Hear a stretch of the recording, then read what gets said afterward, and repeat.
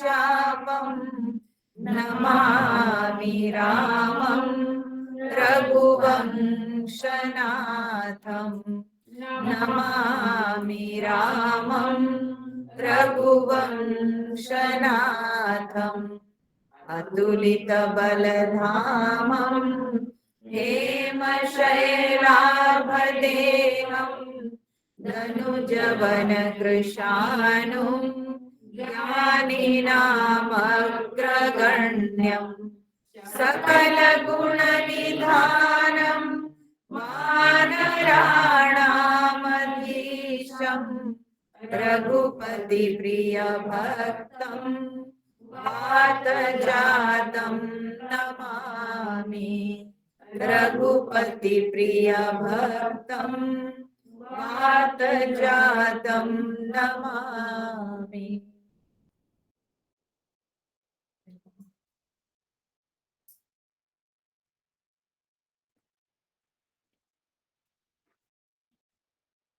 हम्म 35 number दोहा के बाद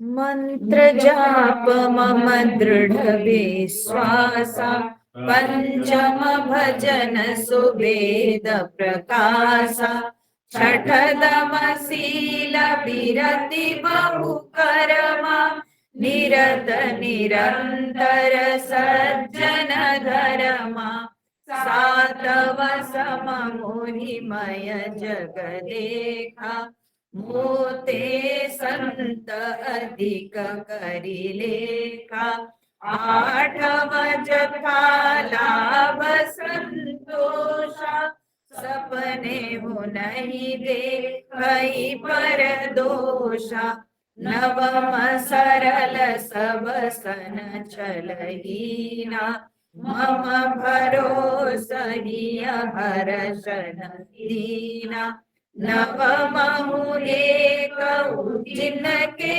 होई नारी पुरुष सचराचर कोई सोई अतिशय प्रिय भामिनी मोरे सकल प्रकार भगति दृढ़ तोरे जोगी वृंद दुर्लभ गति जोड़ी तो कहूँ आज सुलभ भई सोई मम दर्शन फल परम अनुपा जीव पाव निज सहज स्वरूपा जनक सुता कई सुधि भामिनी जानहि कहु करि बरदानिनी पंपा सरहि जाहु रघुराई तहाँ मोहि सुग्रीव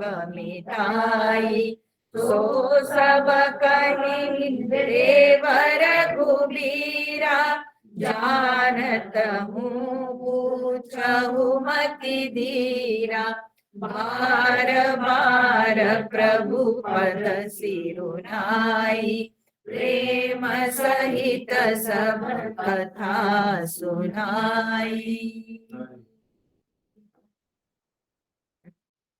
तो हम लोग यह विचार कर रहे थे कि भगवान श्री राम माता शबरी के आश्रम में पैर रखते हैं और फिर शबरी माता को नवधा भक्ति का उपदेश देते हैं। ऐसे जब हम विचार कर रहे थे तो हमारे मन में यह विचार आया कि शबरी माता के इस जन्म में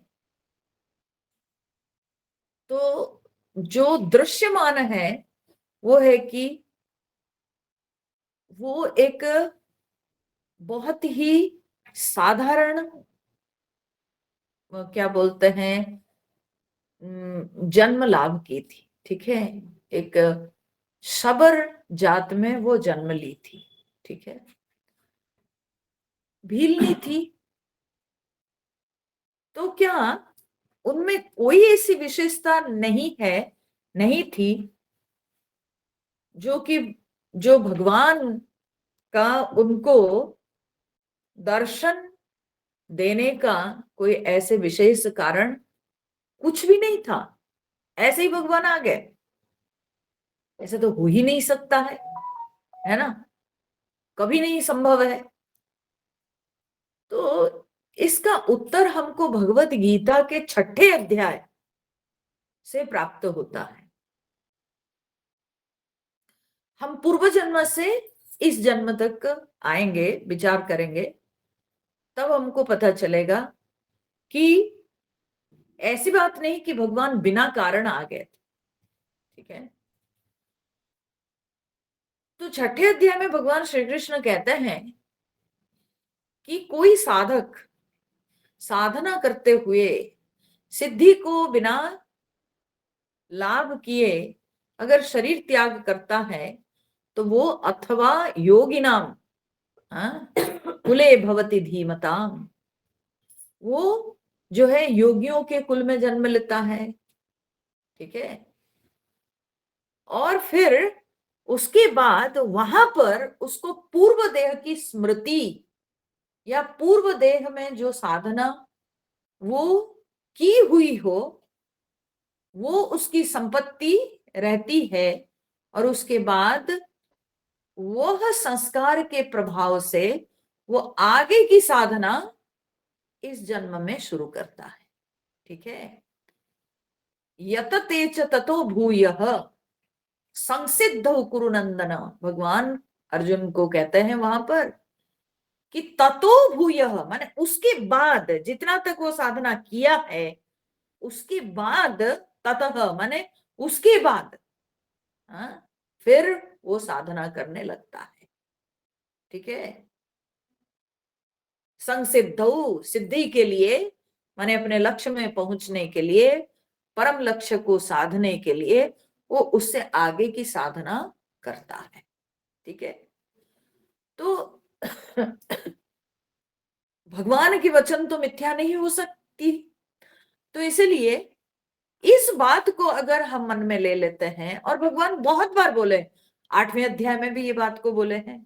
ठीक है, मृत्यु के समय जो जिस प्रकार की स्मृति, जो व्यक्ति में जैसी स्मृति आती है, जो व्यक्ति में जैसी भावना आती है, उसको जो है बाद में वैसे ही जन्म प्राप्त होता है। ठीक है, तो कभी कभी क्या होता है कि लोग ऐसे मजाक उड़ाते हैं। कोई वृद्ध व्यक्ति अगर कोई साधना करता है, शास्त्रों का श्रवण करता है, पाठ करता है, तो कभी कभी कुछ युवा गोष्ठी के लोग होते हैं तो वे लोग मजाक उड़ाते हैं, बोले अरे बुढ़ापे में करने से क्या होगा।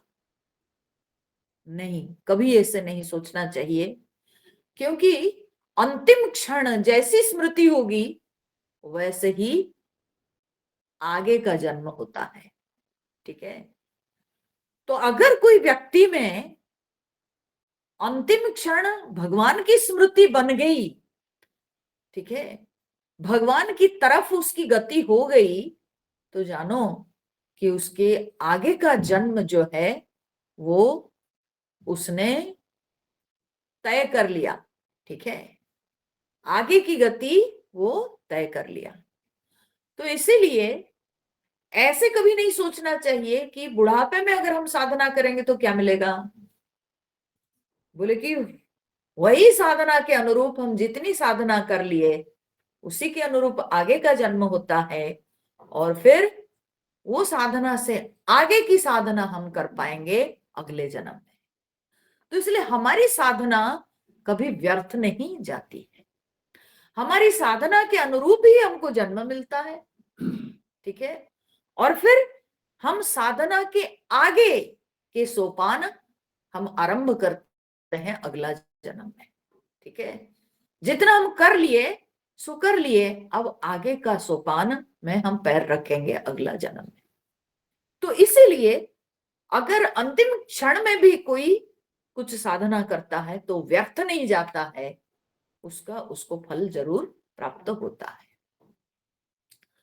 तो उसी प्रकार से अगर हम शबरी को देखते हैं तो शबरी का आरंभ बिंदु कोई बहुत अट्रैक्टिव नहीं लग रही है, ठीक है, परंतु जिस तरह की उनकी जीवनचर्या रही, जिस तरह की उनकी साधना रही, तो उसको देखकर यह बिल्कुल नहीं विश्वास होता है कि बिना कुछ कारण के ये सब संभव हो पाया।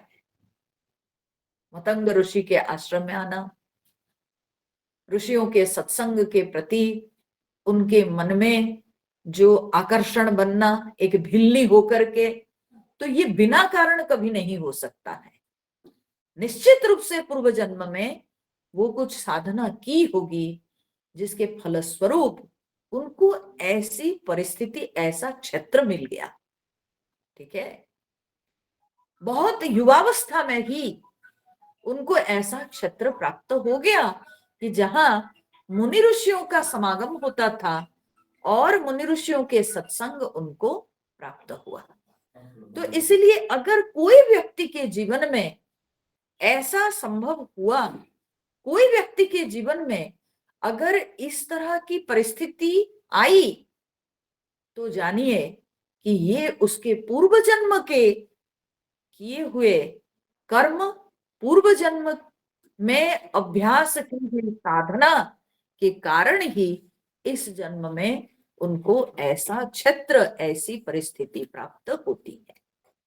तो इसलिए सबसे पहली बात ये समझ लेना चाहिए, यद्यपि शबरी के बारे में विशेष कोई विवरण कहीं शास्त्र में नहीं आता है, परंतु हम अगर शास्त्र के प्रमाण लें, भगवत गीता जो है वो स्वयं भगवान के मुख निसृत वाणी है, तो अगर हम शास्त्र के प्रमाण को लेते हैं तो शास्त्र प्रमाण के अनुसार निश्चित रूप से शबरी पूर्व जन्म में ऐसी साधना की होगी जिस कारण से उनको ऐसे माहौल मिला इस जन्म में।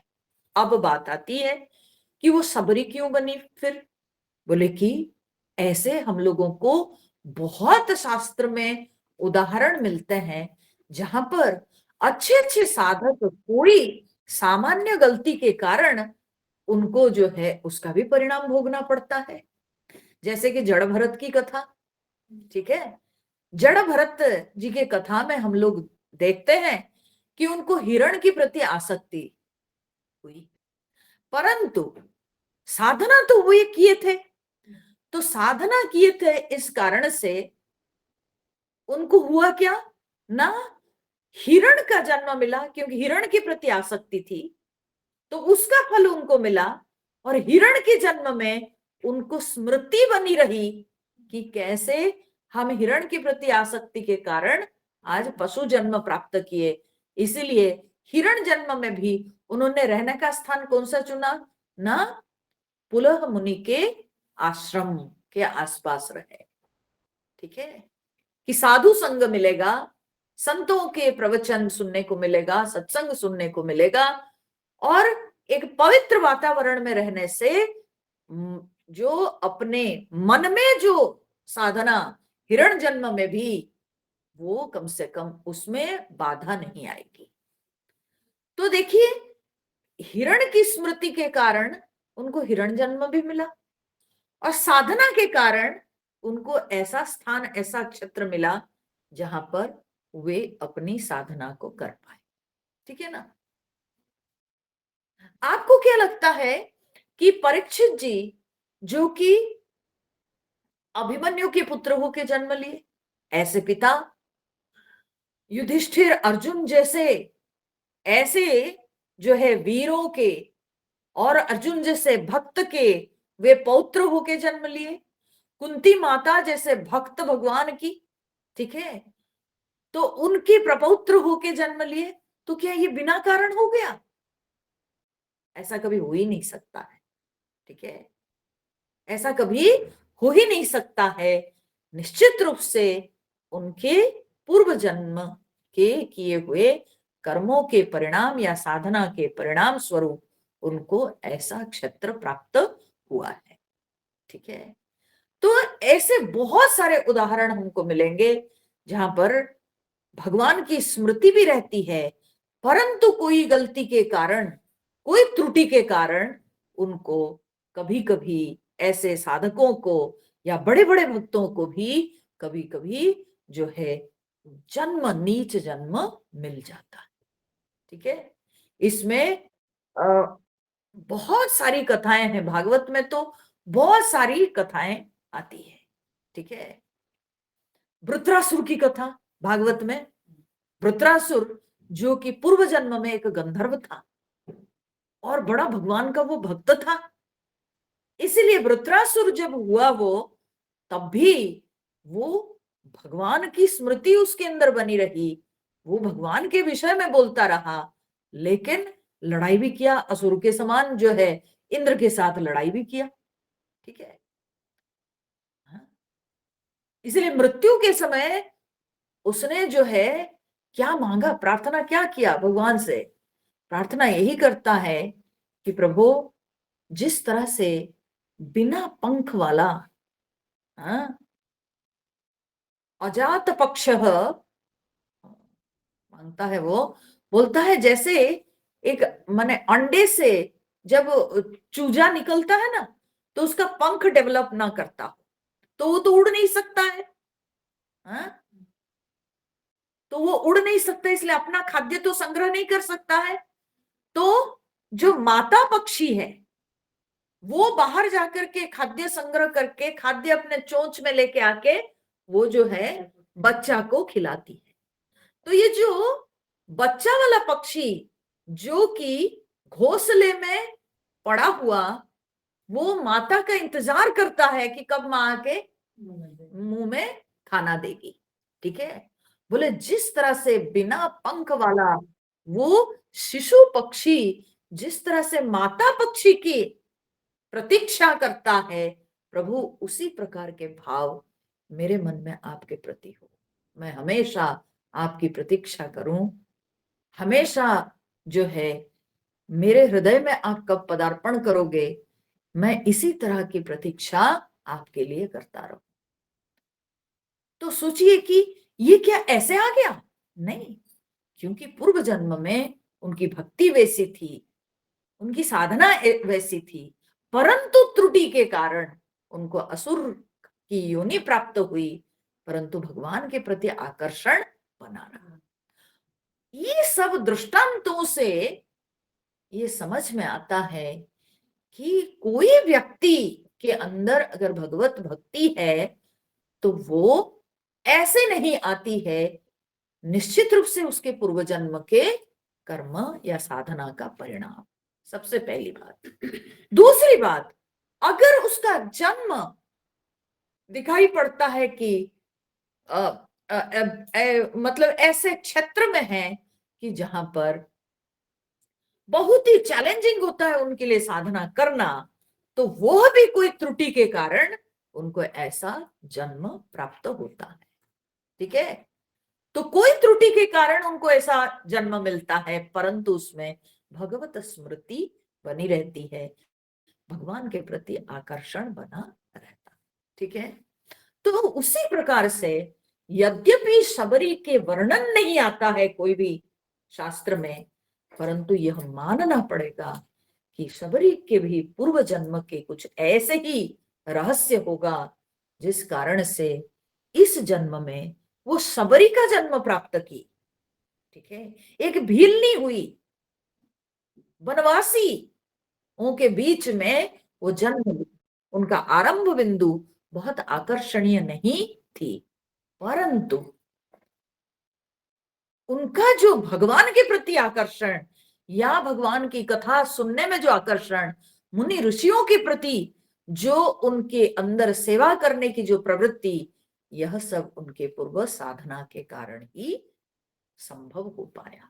ठीक है, तो इसलिए ऐसे कभी नहीं मानना चाहिए कि अकारण हो गया, क्योंकि हम पढ़ते हैं अचानक भगवान जब जा रहे हैं सीता जी के खोज में तो सबरी के आश्रम में पैर रखे, तो अचानक जो ये कथा आती है तो हमको लगता है कि सब कुछ अचानक हो गया।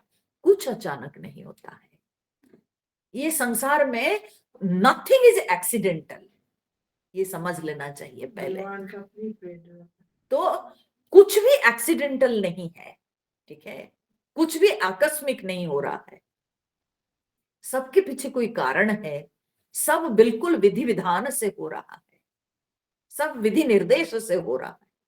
तो इसलिए शबरी के पूर्व जन्म का रहस्य दिया नहीं गया है का अर्थ नहीं है कि उनके पूर्व जन्म में कोई साधना नहीं रही होगी, ठीक है, ये पूर्व जन्म की बात हो गई। इस जन्म में विशेषता क्या रही? इस जन्म में विशेषता रही कि मतंग मुनि के आश्रम में वह जो है छिपकर वो मतंग मुनि के आश्रम में सेवा करती थी सबसे पहले, ठीक है।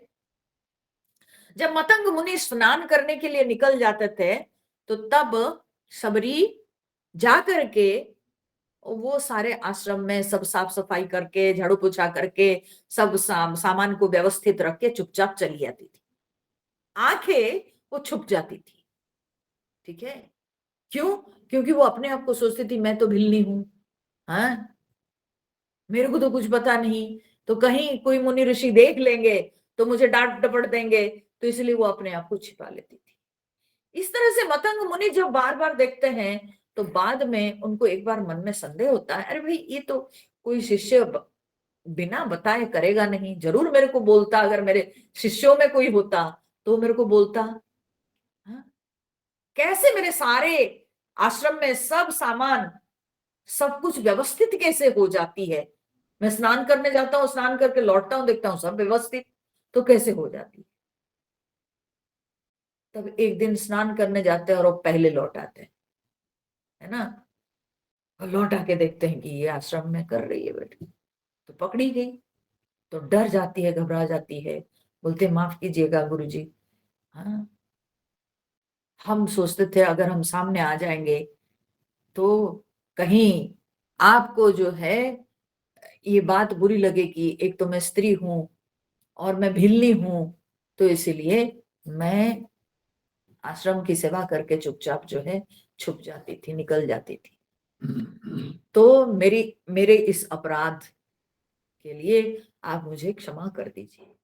उसकी जो ये सरलता, ठीक है, उसकी सरलता, उसकी शुद्धता और उसकी सेवा में ये जो निरभिमान सेवा, अगर अभिमान अहंकार होता तो प्रदर्शन करती, पर वो प्रदर्शन नहीं करती थी, वो छिप जाती थी, वो सामने नहीं आती थी, सेवा करके भी सामने नहीं आती थी। वर्तमान के समय में हम लोग कुछ करते हैं तो उसको हाईलाइट करना चाहते हैं, ठीक है, हमेशा हम स्पॉटलाइट में होना चाहते हैं, कुछ भी थोड़ा करते हैं हम उसको उसके फोटो खींचते हैं, खींच के 10 लोगों के साथ शेयर करते हैं, देखो ये हमने किया, वो हमने किया, मेरा प्रेजेंस देखो यहाँ है वहां है ना, अपनी उपस्थिति को हम सब जगह दिखाना चाहते हैं। परंतु शबरी अपनी उपस्थिति दिखाना नहीं चाहती थी, तो निरभिमान सेवा थी शबरी की, ठीक है। तो इसको देखकर मतंग ऋषि के मन में दया आ गई, तब मतंग ऋषि उसको अनुमति दिए कि जब सत्संग होता है तुम भी श्रवण करना, ठीक है, तुम भी श्रवण करना।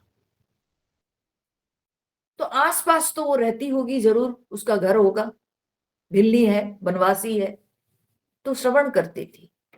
फिर कुछ दिन के पश्चात मतंग ऋषि उनको जो है राम नाम दे करके फिर वहां से चले जाते हैं।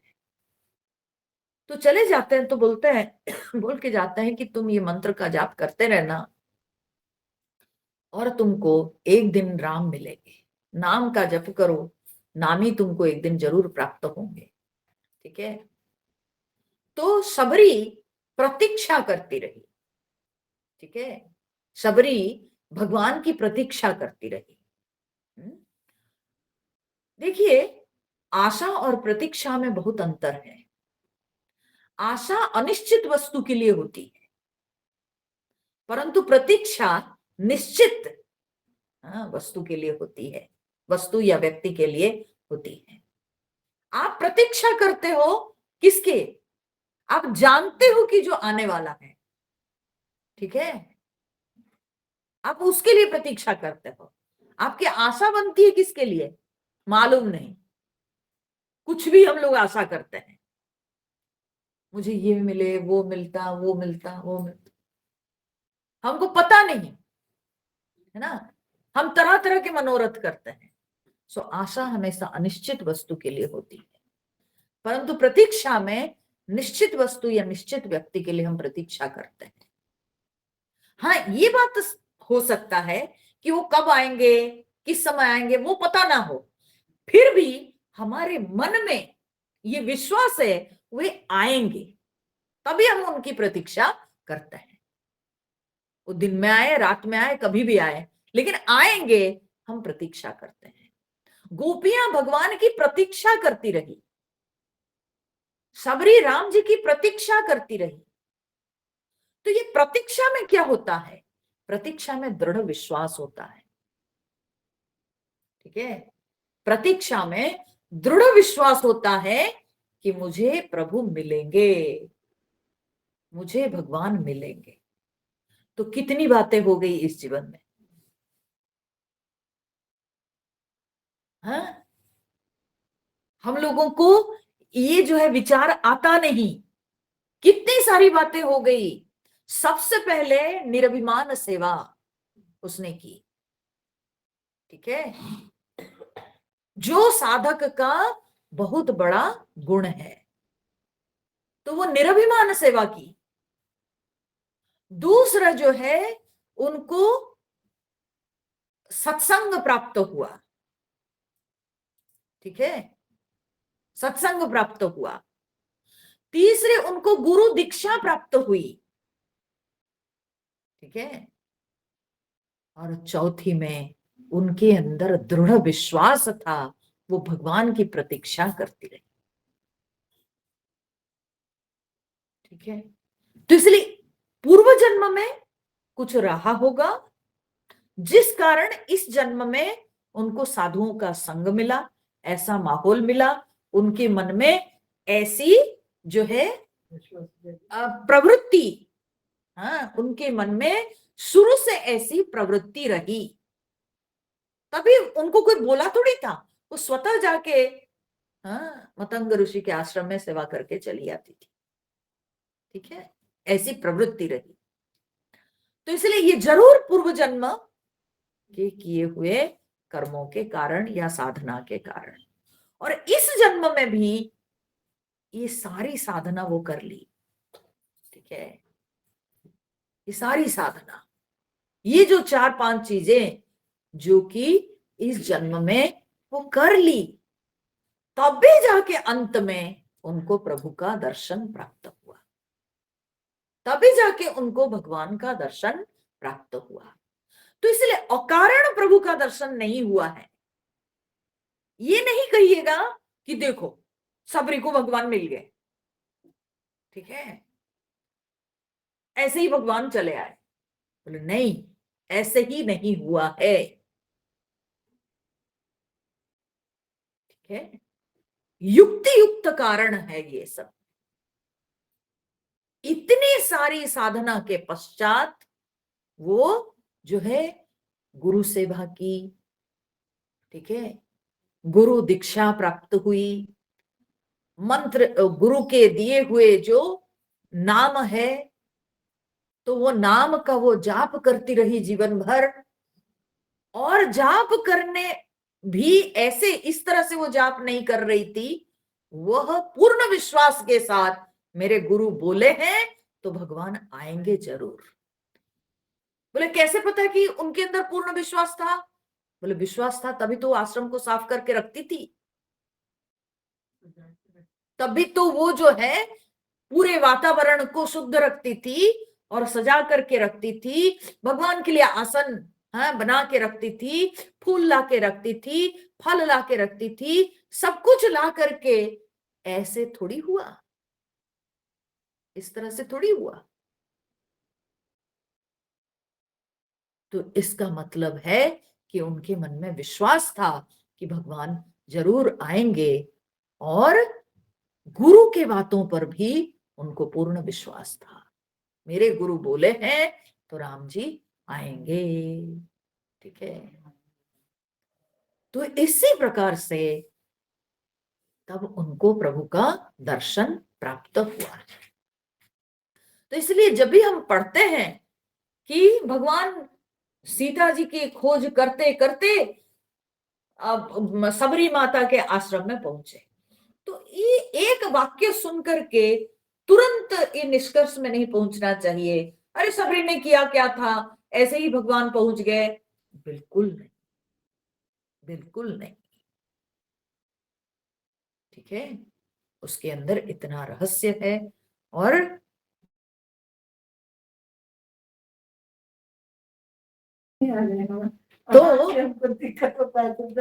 तो इसीलिए जो है यहाँ पर भगवान कह रहे हैं, यहाँ पर जब गोस्वामी तुलसीदास जी लिखते हैं तो एक छोटा सा वाक्य को इतना छोटा अर्थ में बांधना नहीं चाहिए, बल्कि उसके अंदर बहुत रहस्य है।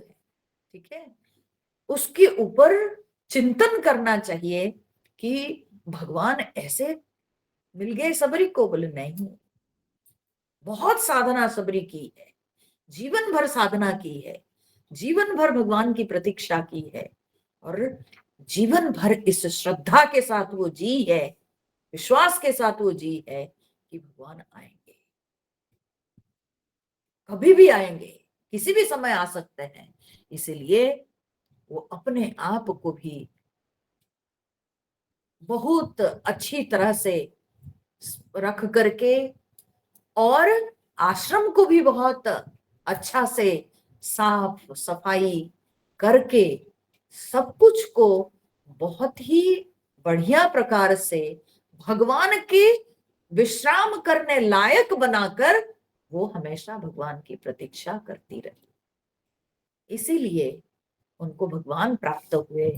इस अंतिम पड़ाव में ही सही, जीवन के अंतिम पड़ाव में ही सही, परंतु उनको भगवान प्राप्त हुए और तब भगवान उनको उपदेश दिए।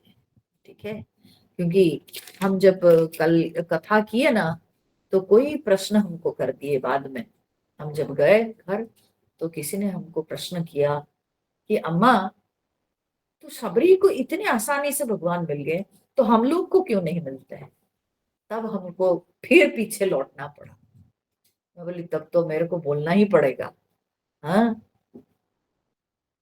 कभी कभी जो जितना सरल लगता है ना, उतने सरल लोग भी जो है पता नहीं क्या क्या समझ लेते हैं, उतना सरल होता नहीं।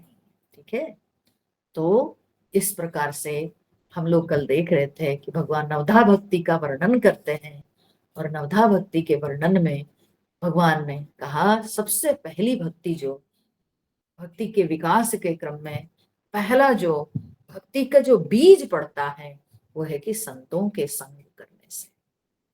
ठीक है, तो संतों के संग में प्रथम भगति संत न कर संग। संतों के संग, संतों के संग में क्या होता है, संतों के संग में हम सत्संग करते हैं, हम संतों के मुख से भगवान की कथा का श्रवण करते हैं। ठीक है,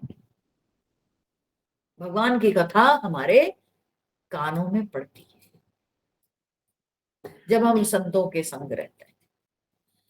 देखो, श्रवण का बड़ा महत्व होता है जीवन में। हाँ? श्रवण का बड़ा महत्व होता है। आप घर से निकले होंगे सब ठीक ठाक एकदम बढ़िया फ्रेश मूड में, और आप जाते जाते रास्ते में कोई मिले और आपको कुछ गड़बड़ बता दिए, और जैसे आप सुने आपका माइंड का कलर चेंज हो जाता है। कैसे हुआ? केवल सुनने मात्र से कुछ सुन लिए ऐसे, बस आपका माइंड का कलर चेंज हो गया। आप रामायण में ही देखो, कौशल्य और कैकेयी का संबंध कैसा था पहले से? बहुत बढ़िया था, एक दूसरे को बहुत मानती थी, कभी किसी को किसी पर कोई शंका नहीं थी। ठीक है, तो देखो मंथरा इतने एक्सपर्ट थी कि वो इस तरीके से समझाई कैकेयी को, इस तरीके से वो अपनी बात रखी कि कैकेयी पे असर पड़ गया। हाँ? क्यों? आज तक तो उसके मन में ये भावना नहीं थी, परंतु मंथरा के वचन को सुन करके उनको लगने लगा कि कौशल्या, राम राजा होने के बाद कौशल्या मेरे को दासी बनाकर रखेगी। ये संदेह मन में आ गया। तो ये कैसे हुआ? केवल श्रवण, केवल श्रवण मात्र से। ठीक है, श्रवण का प्रभाव देखो, अच्छा से अच्छा संबंध बिगड़ गया केवल जो है श्रवण मात्र से। उल्टा पुल्टा सुने, अनाप शनाप सुन लिए, तो बस उसके बाद से मन का भाव बदल गया। अच्छा, आप देखो कि हिरण्यकशिपु की पत्नी को नारद जी ने, जब वो गर्भवती थी तो नारद जी कथा सुनाए, तब उनके गर्भ से जन्म ली कौन? जन्म लिया प्रहलाद। तो असुर वंश में प्रहलाद जन्म लिया। क्यों? माता के गर्भ में रह के श्रवण कर रहे थे। तो श्रवण का प्रभाव, सुनने का प्रभाव। तो जब संतों का संग होता है, ठीक है, नारद जी खुद भी भागवत में कहते हैं, मैं पूर्व जन्म में दासी पुत्र था, परंतु संत महात्माओं के आने पर हमारे गांव में, और मेरी माता जो है वो उन सब की सेवा करती थी, चातुर्मास्य करने आए हुए थे, ठीक है ना, संत महात्मा लोग। फिर जब चातुर्मास्य समाप्त हो गया, वे चले गए। और वो जो सत्संग प्राप्त हुआ, मैं 5 साल का बच्चा था और मैं माँ के साथ रह करके भी सत्संग सुन पाता था बैठ करके, तो उसी के प्रभाव से उनको आज जो है ये जन्म मिला है। वे भगवान के भक्त होके जन्म लिए। ठीक है, दस्यु रत्नाकर संतों के संग प्राप्त किए तो तभी वाल्मीकि बने। ठीक है, तो इसी कारण से ये होता है कि श्रवण का प्रभाव, संतों का संग जब व्यक्ति प्राप्त करता है, तो संतों के संग में जो सत्संग होता है, वह सत्संग को श्रवण करने से हमारे हृदय में भगवान की छवि बनती। जो छवि को हम बाहर देखते आ रहे थे, वो छवि हृदय में स्पष्ट रूप से बनती। भगवान की मूर्ति हृदय में बनती है, और उसका मूर्तिकार कौन है? संत है। उस मूर्ति के हृदय में जो मूर्ति बनती है, उस मूर्ति के मूर्तिकार कौन है? संत है, महात्मा है। ठीक है, तो इसीलिए संत महात्माओं के संग करना चाहिए। संत महात्माओं के संग में हमको सत्संग प्राप्त होता है, भगवान की कथा का श्रवण होता है, और भगवान की कथा के श्रवण से हमारे हृदय में भगवान की छवि बनती है। ठीक है, जब छवि बनती है, विकास सुनो, भक्ति के विकास का क्रम कैसा है उसको ध्यान से सुनो। ये नवधा भक्ति जो कही गई है, कैसे कैसे विकास होता है। तो सबसे पहले के प्रथम भक्ति, तो उसमें भगवान की छवि हृदय में तैयार हुई। जब छवि तैयार होती है, तब क्या होता है न, जो छवि बनती है उस छवि के विषय में हम और सुनना चाहते हैं, उसके प्रति प्रेम होता है। ठीक है, उसी के कथा प्रसंग, उसी के कथा, उसी के विभिन्न प्रसंगों के प्रति प्रेम उत्पन्न होता है। ठीक है, जब हमारे हृदय में भगवान की छवि बनती है, तो भगवान की छवि के प्रति जब प्रेम बढ़ता है, तब हम क्या चाहते हैं कि उन्हीं के विषय में हम सुने। सो दूसरी रति मम कथा प्रसंगा, तो दूसरी जो भक्ति के विकास के क्रम में हम दूसरे सोपान में प्रवेश करते हैं कि वही जो मेरे प्रियतम जिनकी छवि मेरे हृदय में बसी है, मैं उन्हीं के विषय में और सुनूं। ठीक है, जगत में भी तो ऐसे ही होता है, जिसके प्रति प्रेम होता है हम उसके विषय में जानना चाहते हैं, सुनना चाहते हैं। तो वैसे ही मेरे हृदय के जो देवता है, मेरे हृदय में जिनकी छवि बनी हुई है, मैं उनकी कथा, मैं उनके विभिन्न चरित्र को सुनना चाहूंगा। इसको कहते हैं दूसरी रति मम कथा प्रसंगा। ठीक है, तब मेरी कथा, मेरे चरित्र के श्रवण में रुचि उत्पन्न होगी, प्रीति दिखेगी कि हम अपने भगवान के बारे में अधिक से अधिक सुने।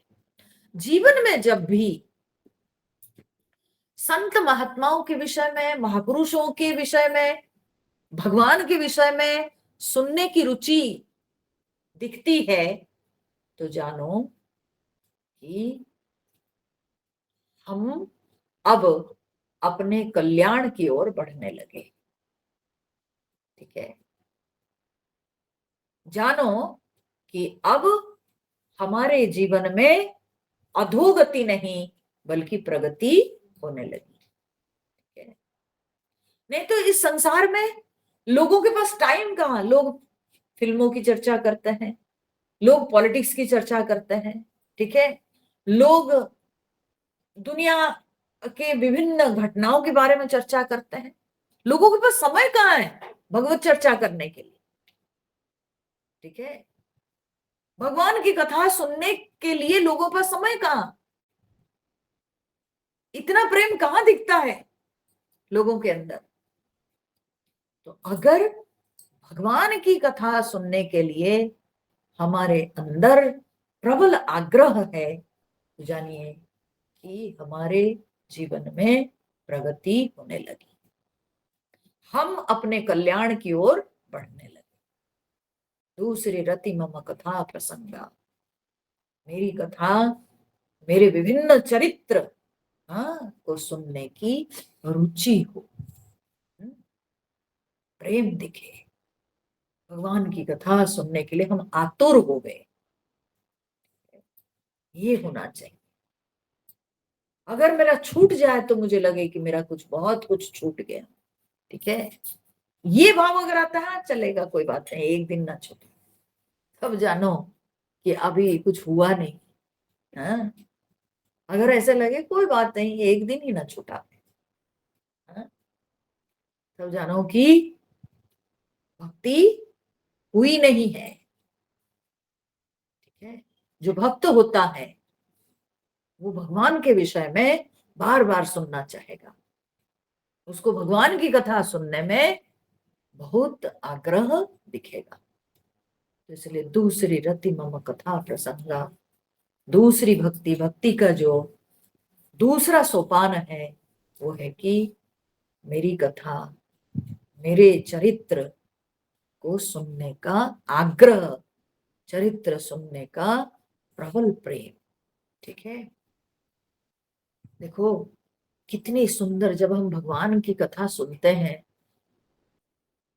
तब हम भाव विह्वल हो जाते हैं। ठीक है, भाव विह्वल हो जाते हैं, तब लगता है कि हम कोई दूसरी दुनिया में चले जाते हैं, है ना। आप लोगों को याद होगी जब हम लोग पढ़ रहे थे, भगवान वनवास के लिए आ गए थे, हाँ, और भरत जी जब लौटते हैं, सबके सब गुरु वशिष्ठ जी, मंत्री, सचिव, सब ने निर्णय लिया कि जिस कारण से राम वनवास गए हैं और जो सत्य को पूरा करने के लिए दशरथ जी अपना शरीर छोड़े हैं, भरत उसको पालन करें। ठीक है, उसमें सबकी अनुमति थी। और भरत जी अगर राजा होते तो किसी के मन में कोई भी जो है दूसरा भाव नहीं आता, क्योंकि भरत जी थे नहीं, तो भरत जी का इसमें कोई दोष नहीं था। ठीक है, परंतु भरत जी सबकी बात को काट देते हैं, बोलते नहीं, ठीक है, मुझे एक बार राम जी से मिलने दिया जाए, मैं एक बार उनसे मिल करके तब जा करके निर्णय लूंगा, तब जो होना है होगा। और जब भरत जी जाके पहुंचते हैं, आप देखो कि राम जी कितने विवश हो गए हैं भरत जी के प्रेम में। कहते हैं कि भरत, तुम जो कहोगे मैं वही करूंगा, तुम अगर कहोगे लौट जाने के लिए तो मैं लौट भी जाऊंगा, तुम्हारे लिए मैं ये 14 साल के वनवास को भी छोड़ दूंगा। और भरत भी कैसे हैं, देखो, बोलते मैं कौन होता हूं स्वामी को निर्देश देने के लिए। जब राम जी कहते हैं कि भरत तुम्हारा प्रेम ऐसा है कि तुम जो कहोगे वही होगा, तुम कहोगे तो मैं वनवास छोड़ दूंगा। और भरत जी देखो, भरत जी कहते हैं कि मैं कौन होता हूं स्वामी को निर्देश देने वाला, मैं तो सेवक हूं, मैं तो दास हूं, मैं कैसे निर्देश दे सकता हूं। और वहां पर जनक जी और वशिष्ठ जी दोनों के दोनों, सोचिए, इतने ज्ञानी तेजस्वी, दोनों के दोनों स्तब्ध खड़े हैं। हाँ? दोनों के दोनों स्तब्ध खड़े हैं। गोस्वामी जी वर्णन करते हैं कि जब भरत जी का प्रेम गंभीर समुद्र के समान है, वशिष्ठ जी वहां एक अबला के समान खड़े हैं। ठीक है, वशिष्ठ जी की बुद्धि काम नहीं कर रही है, सब चुपचाप खड़े हैं। ठीक है ना। राम जी कहते हैं कि भरत, तुम आज्ञा दोगे, मेरे धर्म पालन में तुम साथ दोगे तो मैं धर्म पालन कर पाऊंगा। सोचो,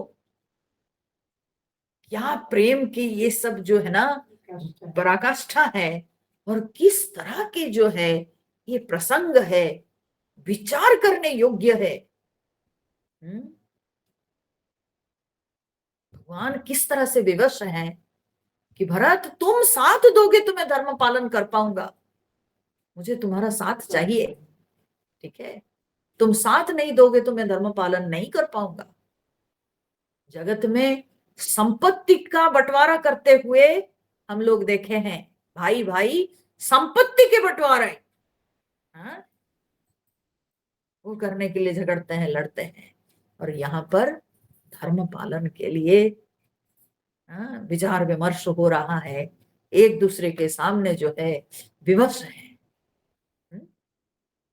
भगवान समझाते हैं, भगवान कहते हैं भरत, तुम मेरे भुजा के समान हो, है ना, तुम मेरे भुजा के समान हो। तो जैसे एक भुजा अगर घायल हो जाता है, तो घायल भुजा भी अगर दूसरे शत्रु अगर तलवार से सिर पर आक्रमण करता हो, कितना भी मेरा बाहु घायल हो, तो वो घायल हाथ भी उठता है सिर को बचाने के लिए। ठीक है ना, वो घायल हाथ भी जो है सिर को बचाने के लिए उठता है। तो भगवान कहते हैं कि भरत, मुझे मालूम है कि तुम घायल हो, तुम वो घायल भुजा के समान हो। ठीक है, तो हम संपत्ति का क्या बांटेंगे, आज विपत्ति बांट लेते हैं। ठीक है, 14 ही तो साल है, आज विपत्ति बांट लेते हैं। इसलिए तुम अयोध्या में जाओ और हमको वनवास पूरा कर। तो ये सब जो प्रसंग है, ये सब प्रसंगों को सुनने के लिए मन में प्रीति हो, इस पर विचार करने के लिए मन में भावना हो, और उसको सुनकर के भाव विफल हो जाए, ये जो है भक्ति हमारा एक स्टेप ऊपर हो गई। ऐसे जब होता है, हमको तो टाइम मिले तो हम बैठ करके मोबाइल में क्या क्या सब देखते रहते हैं, कौन रील बनाई, कौन नाच कर रही है, कौन गाना गा रही है, उसी को सब हम लोग देखते देखते दिन बीत जाता है। आजकल तो हर कोई, बूढ़ा बूढ़ी, हाँ, जवान, लड़का लड़की, जिस किसी को देखो यही काम करने में लगे हुए हैं। ठीक है, आजकल और कुछ काम नहीं रहा, बस यही काम रहा। यूट्यूब, बस यूट्यूब देखो, इंस्टा देखो, क्या नहीं, फेसबुक देखो, बस यही सब। और जितनी फालतू न्यूज, फालतू चीजें, बस ये देखते और देखते देखते बस टाइम पास, दिन बीत गया, बहुत रहता है।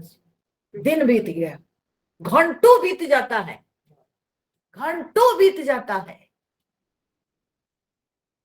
हाँ, आश्चर्य लगता है, पहले लोग बैठ के भागवत पढ़ते थे, रामायण पढ़ते थे, अब वो नहीं, वो पढ़ाई नहीं हो रही है। अब क्या है, यूट्यूब सर्च करना बैठ के। विचार करने की बात है, हम कहाँ जा रहे हैं। हाँ, इसी को कहते हैं घोर कलिकाल। हम निश्चय नहीं कर रहे हैं कि हमको क्या करना चाहिए, हाँ, हमारी साधना में कैसे बढ़ोतरी हो, उस विषय में हम सोच नहीं रहे हैं। हम बैठ के यूट्यूब सर्च कर, और उसमें कितने घंटे बीत जाते हैं, नींद भी नहीं आती है। हाँ, नींद नहीं आती, बिल्कुल नींद नहीं आती है। हाँ, रात पूरा निकल जाता है और देखते रहिए। रात निकल जाती है, दिन निकल जाता है, पूरा समय पार हो जाता है, पता भी नहीं चलता है। कभी कभी तो मेरे को बड़ा आश्चर्य भी लगता है, इतनी उम्रदार, हाँ, महिलाएं, वे बातें करती है बैठ करके। पता है वो ना, वो लड़की ऐसे नाच रही थी, वो ऐसे कपड़े पहनी हुई थी, ऐसे जो है ना साड़ी पहनने की तरीका जो है, वो यूट्यूब में हमने देखा। हमको बड़ा आश्चर्य लगता है। अच्छा ठीक है, अगर यूट्यूब देखते हैं, कुछ सत्संग देख लो, हाँ, हमको हमारा विश्वास का कुछ सुनते हैं। कुछ भजन सुन लो, कुछ सत्संग सुन लो, वो नहीं, इतनी फालतू चीजें हैं, वही सब।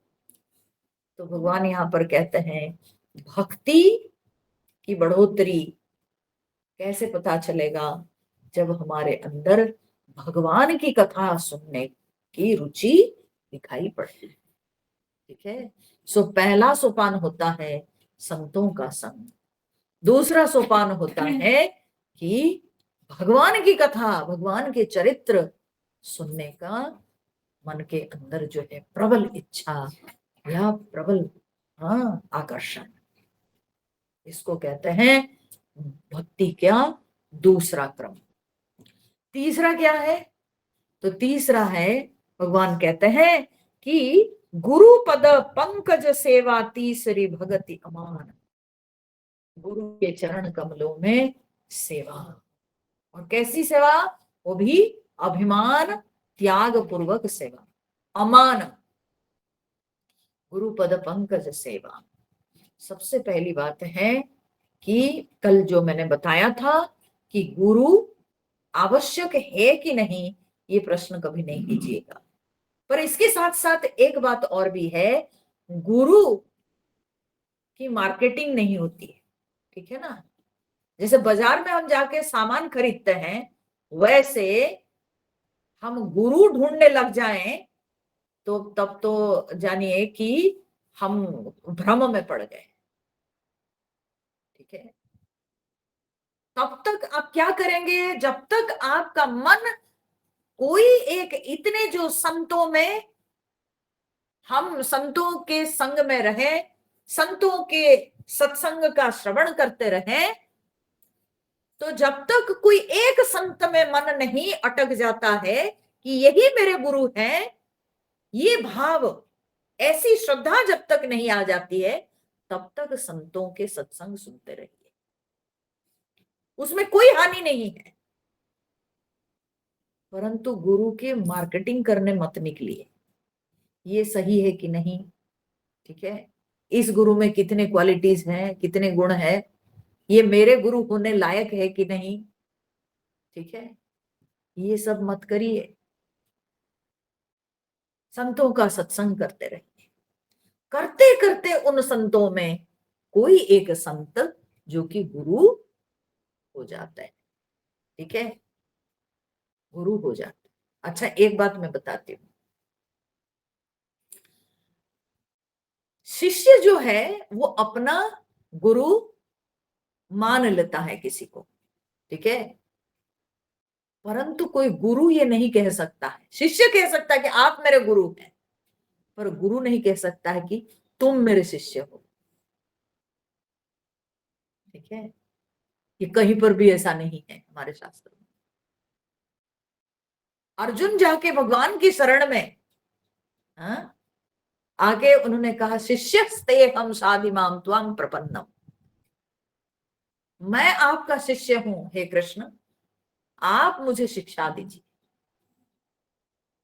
पर भगवान तो इतने दिन से परिचित थे, भगवान सखा थे, भगवान आज तक क्यों नहीं बोले कि मैं तुम्हारा गुरु हूं, तुम मेरी बातों को सुनो? ऐसा हो ही नहीं सकता है,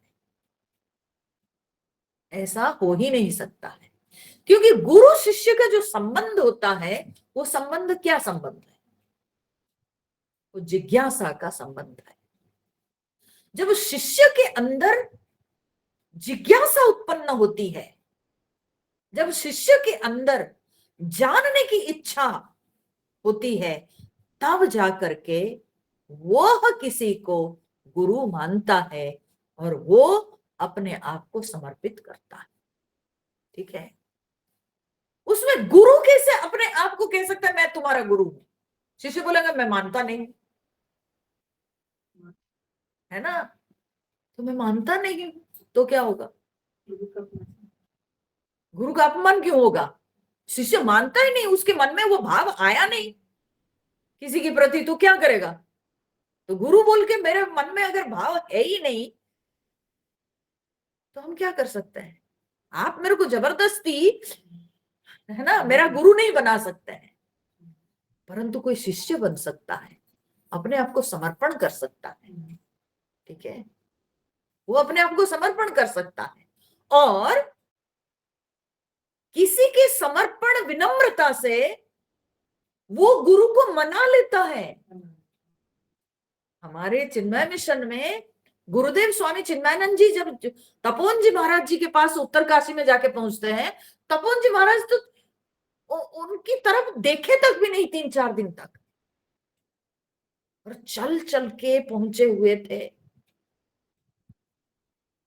ठीक है, इतनी दुर्गम रास्ता पार करके चल चल के पहुंचे हुए थे, और तपोवन जी महाराज उनकी तरफ एक बार झांके तक नहीं, फिर भी गुरुदेव लौटे नहीं, पड़े रहे।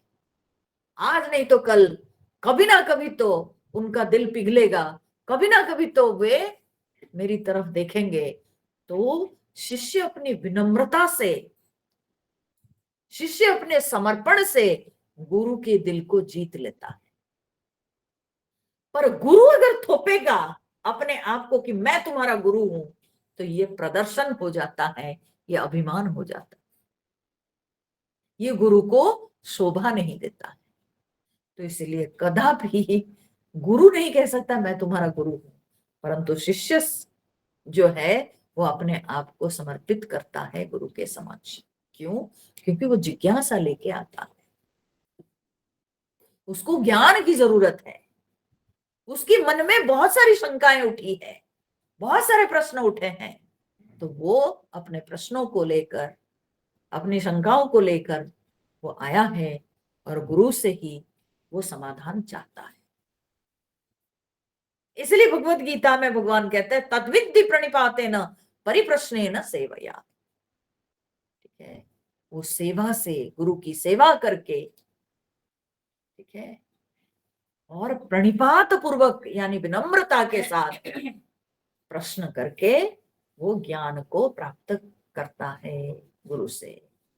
इसलिए गुरु शिष्य का जो संबंध है वो जिज्ञासा का संबंध, और जब समय आ जाता है मोह नष्ट होने का, अज्ञान दूर होने का, जब समय आ जाता है तब शिष्य को गुरु मिल जाते हैं, और तभी उसके जीवन के सारे कष्ट दूर हो जाते हैं, जैसे अर्जुन के साथ हुआ।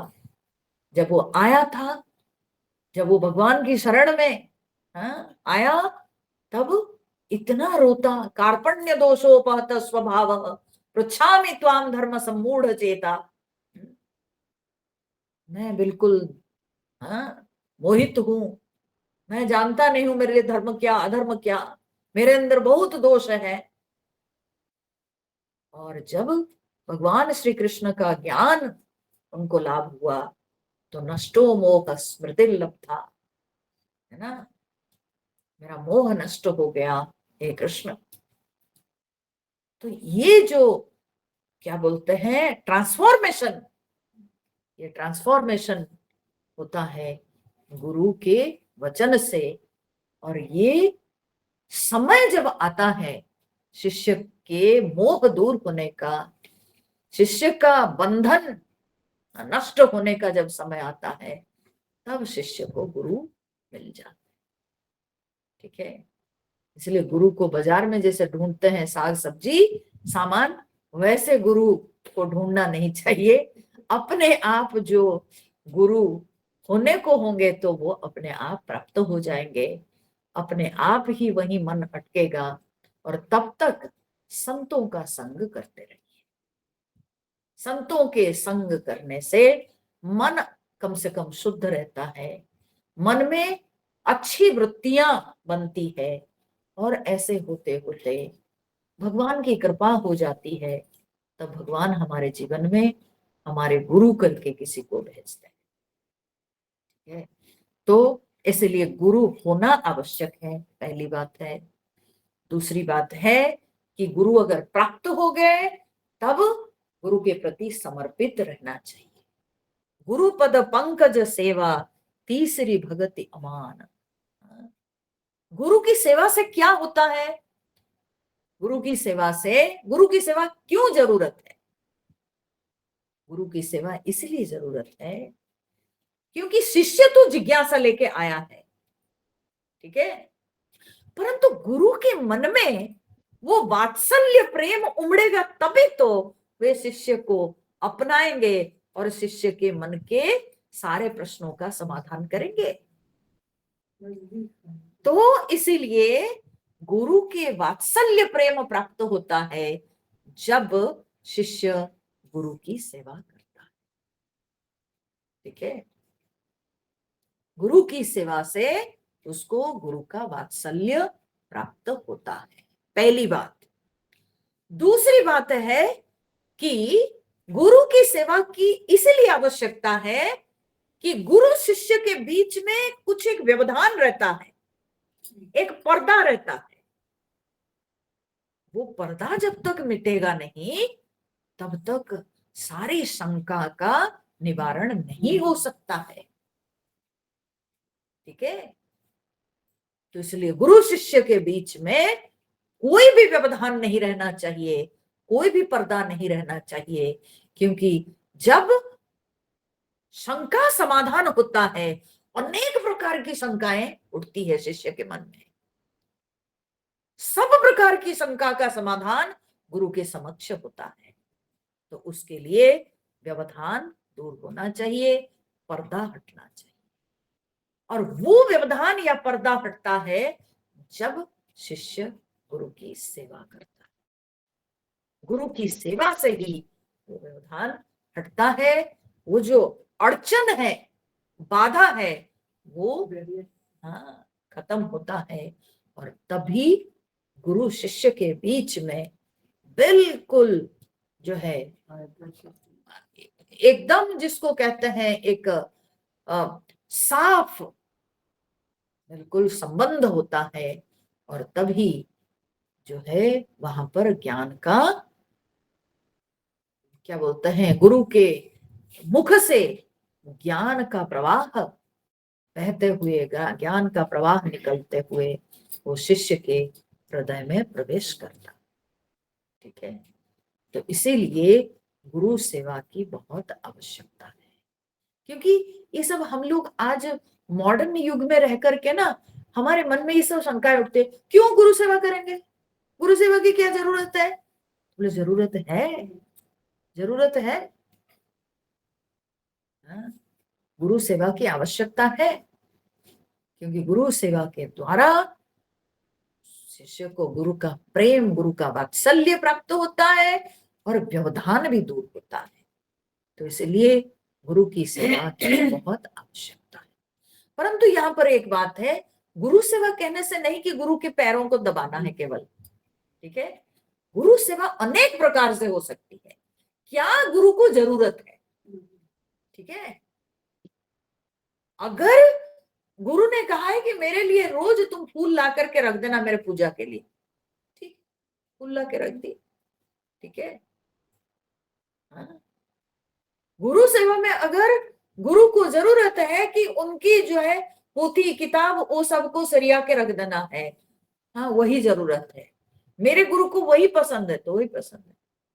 हम लोग जब वेदांत अध्ययन करते थे, हमारे जो आचार्य जी थे, तो वो उनका क्या होता था, वो कपड़ा जो है साफ करके वो बाहर सुखा देते थे, ठीक है।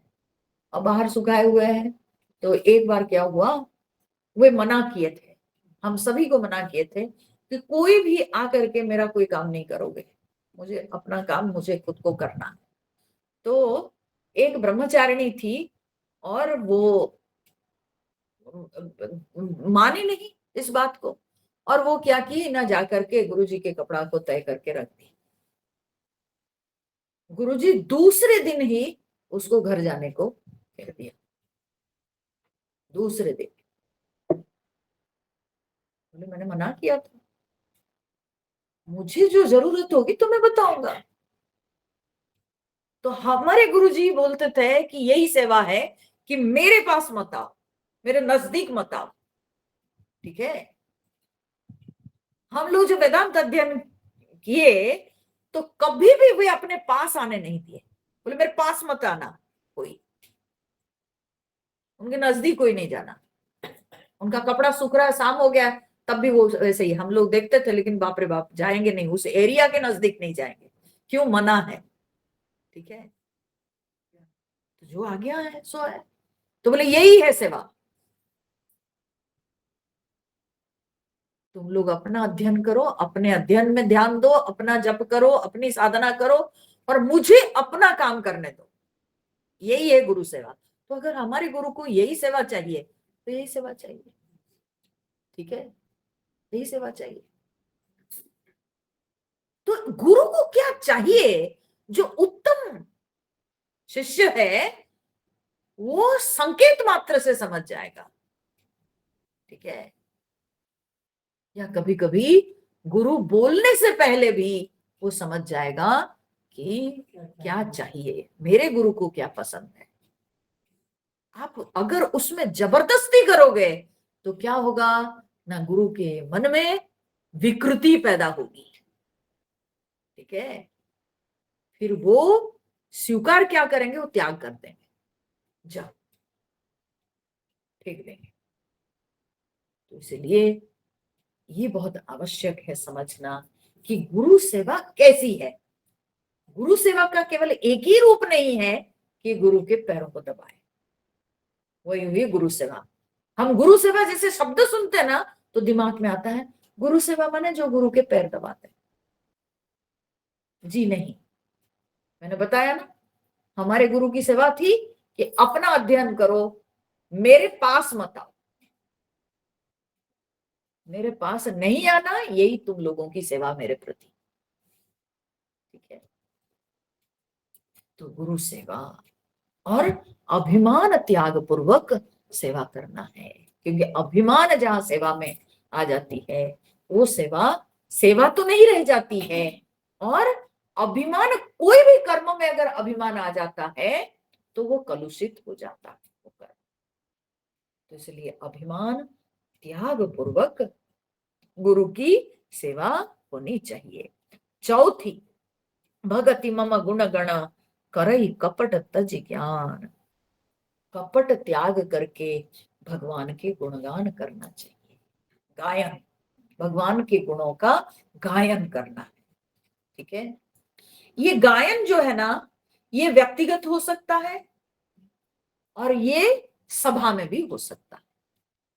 मान लीजिए मैं आप लोगों के समक्ष भगवान के गुणों का गान कर रही हूं, ठीक है।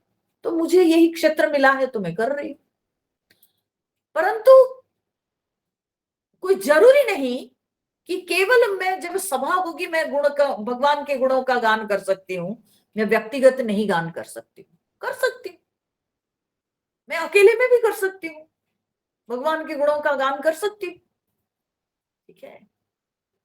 रामायण में पढ़ सकती हूँ, तो उसमें जिसमें भगवान की गुणावली है तो मैं व्यक्तिगत भी कर सकती हूँ। सबका क्षेत्र एक नहीं है, एक जैसा नहीं है। किसी को समष्टि में गायन करने को मिलता है तो कोई व्यक्तिगत करेगा। तो गुणगान उभय प्रकार से हो सकता है, ठीक है। तो अब आप देखो कि कैसे धीरे धीरे भक्ति के ये बढ़ता है क्रम, कि सबसे पहले भगवान की छवि बनी, उसके बाद जिनकी छवि बनी अपने प्रियतम प्रभु, उनके बारे में हम जानना चाहेंगे। हाँ, भगवान की कथा, भगवान के चरित्र को सुनना चाहेंगे। उसके बाद उस विषय में जो शंका उठती है, उस शंका के समाधान के लिए अब गुरु चाहिए, ठीक है। अब गुरु चाहिए जिनसे मैं सटीक मार्ग को पकड़ूं, ठीक है। और उसके बाद चौथी भक्ति हो गया क्या, कि अब मैं भगवान के गुणगान करना चाहती हूँ, ठीक है। अब तक तो मैं श्रवण करता आ रहा था, अब वो गान के रूप से निकला, जिसका मैं सुन रहा था जिनकी कथाओं को, अब मैं उनकी कथाओं को गान करता हूं, ठीक है। धीरे धीरे भक्ति के विकास होता रहा और उसमें हम यहां तक पहुंचे कि अब हम भगवान की गान करते हैं, भगवान के गुणों का, यश का गान करते हैं, ठीक है। ये चतुर्थ सोपान है भक्ति का। गुणगान करई कपट तजिगान, हाँ, कपट त्याग करके। कपट क्या होता है? कपट होता है अन्यथा प्रदर्शन, ठीक है। अन्यथा प्रदर्शन को कपट कहते हैं। अन्यथा प्रदर्शन माने क्या है? कि कथनी और करनी में अंतर, ठीक है। हम कहते कुछ लेकिन करते हैं कुछ। कथनी और करनी में अंतर। एक बार एक पंडित जी कथा करते थे, ठीक है।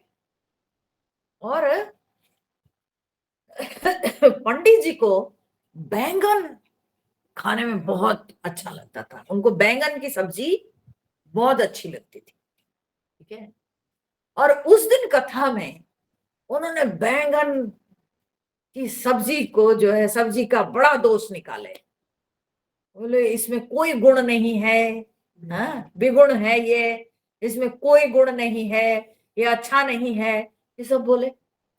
उसके बाद घर आके पहुंचे और घर पहुंचने के पश्चात जब खाना खाने बैठे, भोजन करने बैठे, तो पत्नी उनको भोजन दी और उसमें पंडित जी खाते खाते पूछे, बोले अरे तुम वो बैगन की सब्जी नहीं बनाई?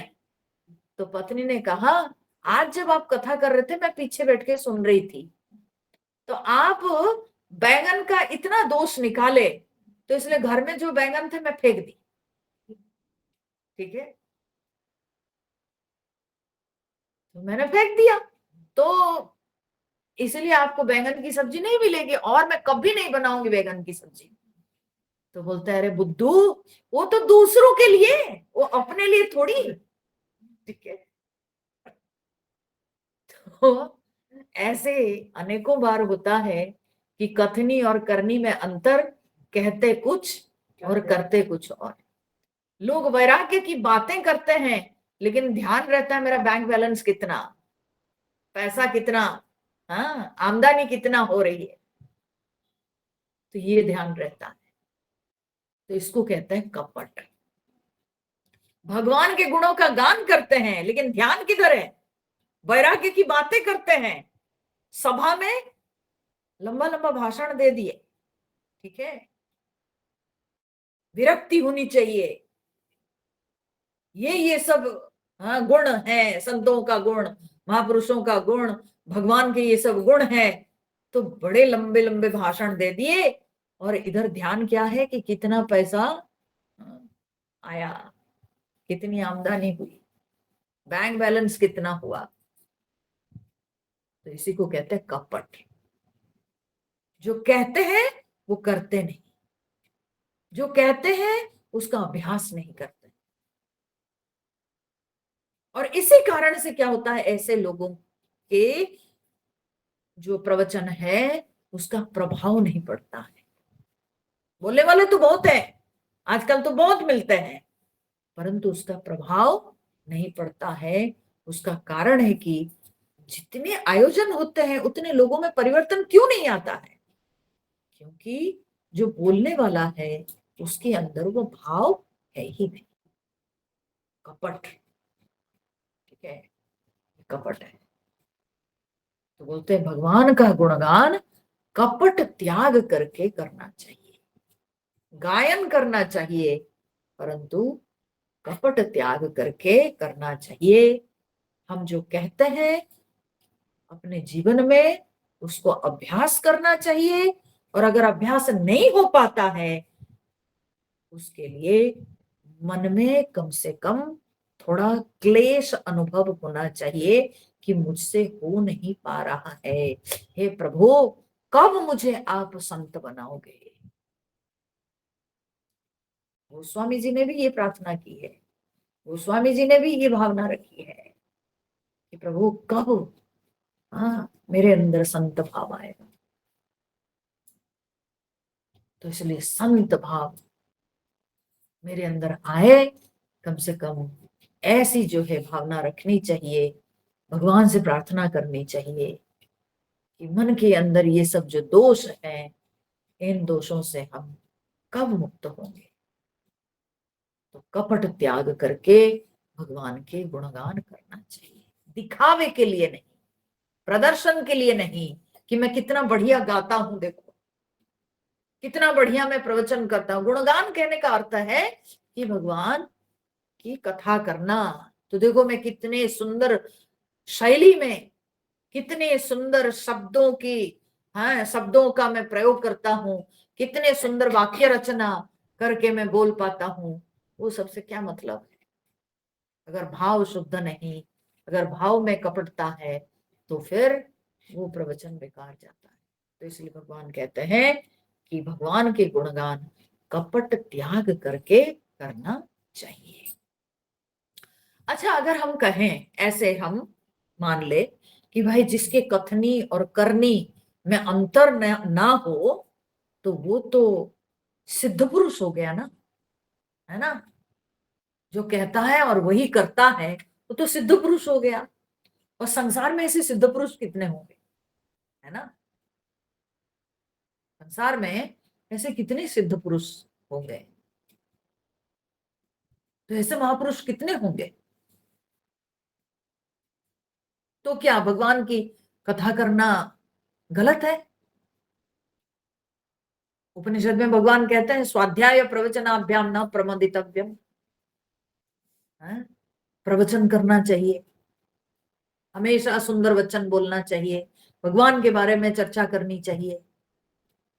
तो फिर हमारी तो कथनी करनी एक नहीं हो पा रही है, तो क्या करें। तो कहते हैं कम से कम भगवान के ऊपर विश्वास तो रखें, जो कह रहे हैं कम से कम उसके ऊपर विश्वास तो हो। नहीं तो लोग तो पेशा के रूप से बोलते हैं, परंतु भगवान के ऊपर दृढ़ विश्वास नहीं होता है। कम से कम भगवान के ऊपर दृढ़ विश्वास रख के बोलना चाहिए। ये हुआ कपट त्याग करके। नहीं तो हम बोल रहे हैं, लोगों को बोल रहे हैं कि भगवान के ऊपर विश्वास रखो, लेकिन अपना विश्वास नहीं, ठीक है। तो इसलिए हम जिनके गुणगान कर रहे हैं उनके ऊपर हमारे अंदर कम से कम दृढ़ विश्वास होना चाहिए, ठीक है। तो भगवान यहाँ पर कहते हैं चौथी भगति मम गुण गण करई कपट तजी गान। इसलिए गान करना माने क्या है ना, संकोच छोड़ के। ठीक है, अभी हमको गाली बकना पड़े तो हम रोड पर खड़े होके गाली देंगे, उसमें शर्म नहीं आता है। और किसी को अगर आप बोलोगे एक भजन गाओ, हाँ नहीं मेरे को शर्म आता है। क्यों शर्म आता है? सवेरे जब आप गाली दे रही थी तो आपको शर्म नहीं आ रहा था? हाँ? कि लोग मेरे बारे में क्या सोचेंगे?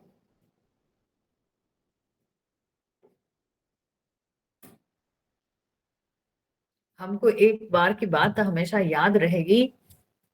मैं जब वेदांत अध्ययन कर रही थी तो एक दिन की बात है, मैं रोज गाती थी भजन, शाम की जो कक्षा होती थी सत्संग, तो हमको हमेशा डेली भजन गाना होता था लगभग। तो एक दिन की बात है, मेरे को बहुत सर्दी लग गई थी और उसके चलते मेरा गला बैठ गया था। ठीक है, तो स्वामी जी बैठे हुए हैं, तो माइक जो है एज यूजुअल जैसे कि डेली तो मैं भजन गाती ही थी, एक दो भजन, तो मेरे पास माइक है, तो मैं मना की। गुरुजी ने कहा गाओ, मैंने कहा गुरुजी मेरा गला बैठा, मैं आज नहीं गा सकती। ठीक है, तो कुछ नहीं बोले गुरुजी, उस समय चुप रहे। फिर दूसरे के पास माइक गई, दूसरे लोग गाए। ठीक है, सत्संग जब खत्म हुआ, हम लोग का सत्संग होता था हमारे आश्रम में, एक सुंदर शिव मंदिर है, और वो मंदिर में शाम का सत्संग हमेशा होता था। तो सत्संग खत्म हुआ, तो हम लोग जब सत्संग के बाद लौट रहे हैं मंदिर से, तो गुरुजी चल रहे हैं और मैं ऐसे ही गुरुजी के पीछे पीछे थी, चल रही थी। तब गुरुजी ने कहा कि बेटा तुम आज गाए क्यों नहीं? तो मैंने कहा कि गुरुजी मेरा गला बहुत बैठा हुआ है, गला में खसखस हो रहा है, मैं नहीं गा पा रही ठीक तरह से, तो इसीलिए। तो गुरुजी ने मेरे को कहा कि तुम किसके लिए गा रही हो? तुम मेरे लिए गा रही हो? तुम लोगों को सुनाने के लिए गा रही हो? तुम वो भगवान जी जो मंदिर में बैठे हैं उनके लिए गाओ। तुम ये भाव रखो कि वो भगवान मेरे लिए बैठे हैं, मेरे मेरे भजन सुनने के लिए बैठे हैं, मुझे उनको भजन सुनाना है। फिर तुम्हारा ये गला, तुम्हारे ये जो है ना कि लोगों को क्या लगेगा, कैसे लगेगा, ये सब चला जाएगा। वो मेरे को ऐसा झटका लगा उस दिन, गुरुजी इतने आराम से ये बात को बोल दिए। बाद में मेरा मन इतना खराब हुआ, मुझे लगा सचमुच में, बोले आज तुम अपनी सेवा से चूक गई ना। हाँ? तुम भगवान को सुनाती थी तो भगवान तुम्हारे भजन सुनते थे, तुम भगवान को अपने भजन से प्रसन्न करती थी, तो आज तो तुम गाई नहीं। तुम भगवान को प्रसन्न करने के लिए गाओ, दुनिया के लिए नहीं गाओ। तो जब भगवान के गुणगान हम करते हैं तो गायन करते हैं। गायन करना माने क्या है? आनंद में रमते हुए भगवान को सामने रखकर हम गाएं, उसमें शर्म नहीं, संकोच नहीं, बस भाव में मग्न होकर भगवान के लिए हम गाएं। ठीक है, उसमें शर्म क्या, संकोच क्या, ताल क्या, लय क्या? ठीक है, ताल लय हो जाए तो अच्छी बात है, लेकिन ना भी हो तब भी हमको भगवान के लिए गाना चाहिए, प्रेम पूर्वक भगवान के लिए गाना चाहिए। भगवान के समक्ष भगवान के गुणगान जब हम करेंगे तो भगवान उसमें बहुत प्रसन्न हो जाएंगे। ठीक है, तो भगवान की प्रसन्नता के लिए हमको गान करना चाहिए। तो भगवान इसलिए यहाँ पर कहते हैं ये जो है चौथी भक्ति है, भक्ति का चौथा सोपान है। ठीक है, तो पांचवा सोपान क्या है न? मंत्र जाप मम दृढ़ विश्वास। पंचम भजन सो वेद प्रकाश। ठीक है, भगवान ने कहा कि मंत्र जाप मम दृढ़ विश्वास, दृढ़ विश्वास के साथ मेरे मंत्र जाप करना। और ये जो भक्ति है, ये पंचम भक्ति का ही जो पंचम सोपान है मंत्र जाप, सो वेद प्रकाशा। ठीक है, इसको वेद ने बताया है, ये वेद में बताया गया है। ठीक है, नॉर्मली वेद में ज्ञान की बड़ी चर्चा हुई है। ठीक है, हाँ? कर्मकांड की चर्चा हुई है, और नहीं तो बड़ी उपनिषदों में विशेष रूप से ज्ञान की चर्चा हुई है। परंतु वेद में भक्ति की जो चर्चा है, उसमें भक्ति का ये सोपान की अधिक चर्चा हुई। कौन सी सोपान? ना मंत्र जाप, जप साधना। ठीक है, जप साधना। तो इसलिए भगवान कहते हैं पंचम भजन सो वेद प्रकाशा। वैदिक भक्ति, ये जो जप साधना, मंत्र जाप, इसको वैदिक भक्ति कहते हैं। ये भक्ति में वेद सहमत है। हमारे वेद में मूर्ति पूजन की तो बात नहीं आती है, परंतु मंत्र जाप की बात आती। ठीक है, मंत्र जाप की बात आती है, तो इसलिए ये वैदिक भक्ति। ठीक है, और इसको वैधी भक्ति भी कहते हैं। वैधी भक्ति क्यों कहते हैं? वैधी भक्ति इसलिए कि मंत्र जाप में अनुष्ठान होता है, ये अनुष्ठानात्मक विधान होता है, तो इसलिए इसको वैधी माने विधि। ठीक है, विधि पूर्वक लोग अनुष्ठान करते हैं ना, इतने बार करेंगे, इतने दिनों में इतने बार जाप करेंगे, तो संकल्प लेके करते हैं ना, तो इसीलिए इसको वैधी भक्ति भी कहते हैं। ठीक है, मंत्र जाप के अनुष्ठान को वैधी भक्ति भी कहते हैं और वैदिक भक्ति भी कहते हैं, क्योंकि वेद में मंत्र जाप का बड़ा महत्व दिया गया। ठीक है, तो मंत्र जाप का बड़ा महत्व होता है। तो मंत्र क्या चीज है, पहले ये समझना भी बहुत आवश्यक है। तो जो मंत्र होता है, मंत्र शब्द का तात्पर्य होता है कि मननात् त्रायते इति मंत्र। मननात् माने मनन से। ठीक है, जिसके मनन से त्रायते, त्रायते माने त्राण माने रक्षा, जिसके मनन से रक्षा होती है उसको मंत्र कहते हैं। ठीक है, जिसके मनन से रक्षा होती है उसको मंत्र कहते हैं। और मंत्र का बार बार जाप जब हम करते हैं, उसका ध्वन्यात्मक प्रभाव होता है।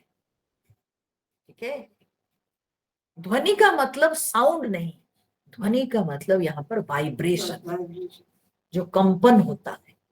ठीक है, तो मंत्र का जो है ध्वन्यात्मक प्रभाव होता है हमारे शरीर के ऊपर। मैं इसके ऊपर कल और बढ़िया से चर्चा करूंगी कि किस तरह से हम जो मंत्र का जाप करते हैं, वो मंत्र के अनुसार हमारे श्वास बनता है, प्राण बनता है, और प्राण के अनुसार किस तरह से हमारे शरीर के सारी क्रिया प्रक्रियाएं बनती है। ठीक है, तो इसलिए मंत्र जो है वो रक्षा शक्ति बन जाता है। मंत्र जो है वो व्यक्ति के लिए रक्षा कवच हो जाता है, और ये मंत्र व्यक्ति के लिए महा औषधि के समान कार्य करता है। तो ये इस विषय में बहुत सुंदर चर्चा हम लोग कल करेंगे। मंत्र एक गूढ़ विषय है जिसके ऊपर चिंतन करना बहुत आवश्यक है। तो चलिए आज के लिए इतना, फिर कल कल सत्संग होगा, इसलिए कि हम बहुत दिन बंद कर दिए थे ना, आप लोगों को बहुत छुट्टी दे दी। हम कल बहुत दिन छुट्टी दे दिए थे ना, इसलिए कल बुधवार सत्संग लेंगे। ठीक है, ऐसे कल नहीं होता कि नेक्स्ट के लिए मुझसे निकल जाता है। नहीं, कल लूंगी, इसीलिए मेरा है माइंड में। इतने दिन छुट्टी दे दिए जो। हरिओम। श्री राम जय राम जय जय राम, श्री राम जय राम जय जय राम, श्री राम जय राम जय जय राम, श्री राम जय राम जय जय राम, श्री राम जय राम जय जय राम, श्री राम जय राम जय जय राम, श्री राम जय राम जय जय राम, श्री राम जय राम जय जय राम, जय सीताराम जय हनुमान, बोलिए सियावर रामचंद्र भगवान की जय, पवन सुत हनुमान की जय, उमापति महादेव की जय, बोलो भाई सब संतन की जय। ओम पूर्णमद पूर्णमिदं पूर्णात् पूर्णमुदच्यते पूर्णस्य पूर्णमादाय पूर्णमेवावशिष्यते। ओम शांति शांति शांति। हरि ओम।